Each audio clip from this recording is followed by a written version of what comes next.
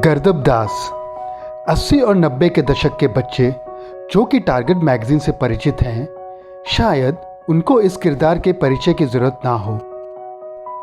गर्दब दास कुर्ता पैजामा पहनने वाला, हारमोनियम बजाने वाला एक बेसुरी आवाज़ वाला गधा था, जो एक बेरोज़गार संगीत शिक्षक भी था। 80 के आखिरी दशक और 90 के शुरुआती दशक में बच्चों की अंग्रेज़ी मैगजीन टारगेट में गर्दब दास के कॉमिक स्ट्रिप पाठकों में काफ़ी लोकप्रिय थे।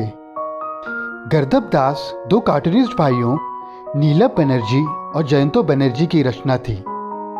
उसकी विशेषता या कहें तो उसके अवगुण थे उसकी बेसुरी आवाज़, जो ज़्यादातर उसको मुश्किल में डाल देती थी, पर कई बार मुश्किल परिस्थितियों से बाहर निकालने में भी काम आई। मज़ेदार बात यह थी कि गर्दब दास को हमेशा यह भ्रम था कि वह एक सुरीला गायक है।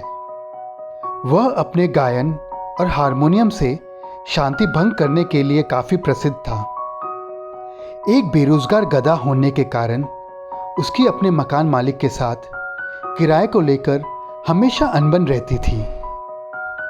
गर्दब दास की रचना के पीछे भी एक दिलचस्प कहानी है।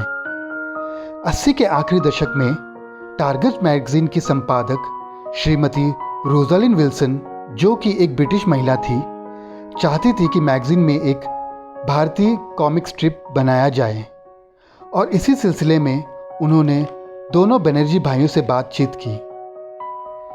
श्रीमती विल्सन एक ऐसा किरदार चाहती थी जो कि दोनों भाइयों के आसपास के दैनिक जीवन से संबंधित हो और जिसे पढ़कर पाठक छोटे शहर की जिंदगी महसूस कर सकें।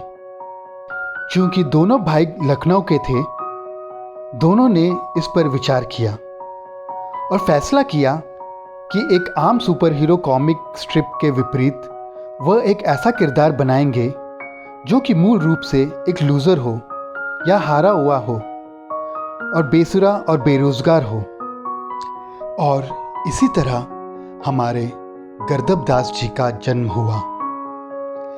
गर्दब दास को हमेशा ही अजीबोगरीब काम मिलते रहते थे, जैसे कि फायर स्टेशन में सायरन का काम और चुनाव प्रचार के दौरान नारे लगाने का काम। कॉमिक स्ट्रिप में कई बड़ी हस्तियां भी देखी गई, जैसे माइकल जैक्सन, ब्रूस ली और माइक टायसन।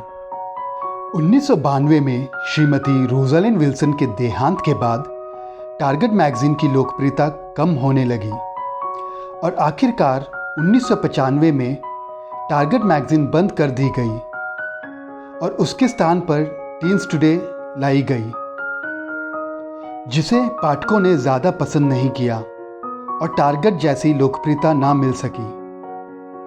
दुर्भाग्यवश टारगेट मैगजीन के अंत के साथ ही गर्दब दास के कॉमिक स्ट्रिप का भी अंत हो गया।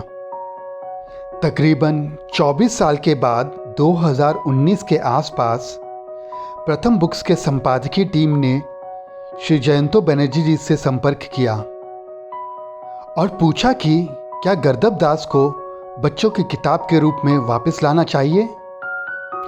श्री बनर्जी जी को ये एहसास था कि गर्दब दास 80 और 90 के दशक का एक अलग ही युग का किरदार था और उन्होंने फैसला किया कि गर्दब दास को वापस ना लाकर उससे मिलता जुलता एक अलग ही किरदार बनाया जाए, और इस तरह गर्दब दास के बेटे गड़बड़ दास का जन्म हुआ।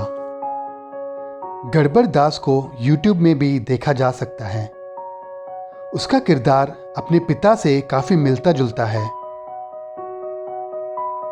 और वह अपने पिता की तरह ही बेसुरा है।